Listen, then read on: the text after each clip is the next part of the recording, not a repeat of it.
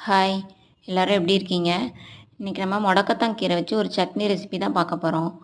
அதுக்கு ஆனியன், கொஞ்சம் டொமேட்டோ, கொஞ்சம் ஒரு 4 பல்லு பூண்டு எல்லாத்தையும் கட் பண்ணி வச்சுக்கோங்க. ஒரு கிண்ணத்தில் முடக்கத்தான் கீரை, மல்லி இலை 2த்தையும் ஆட் பண்ணி வாஷ் பண்ணி எடுத்து வச்சுக்கோங்க. ஒரு கடாய் வச்சுட்டு ஆயில் ஆட் பண்ணிக்கோங்க. உளுந்து ஆட் பண்ணிவிட்டு நல்லா பொரிஞ்சதுக்கப்புறம் நம்ம காரத்துக்கு ஏற்ற மாதிரி பச்சை மிளகாய் இல்லைன்னா காஞ்ச மிளகாய் எதையாவது ஒன்று ஆட் பண்ணிக்கோங்க.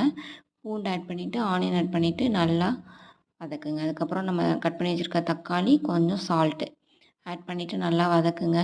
இந்த அளவுக்கு வதங்கினதுக்கப்புறம் நம்ம க்ளீன் பண்ணி வச்சுருக்க முடக்கத்தான் கீரை, மல்லி இலை 2யும் ஆட் பண்ணிவிட்டு இந்த மாதிரி வதக்கிட்டு ஸ்டவ் ஆஃப் பண்ணிடுங்க.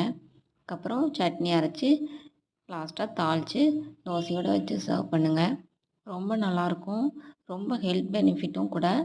நமக்கு கை வலி, முட்டி வலி இதெல்லாம் இருந்தால் சீக்கிரம் சரியாகும். கண்டிப்பாக ட்ரை பண்ணி பாருங்கள். பாய்.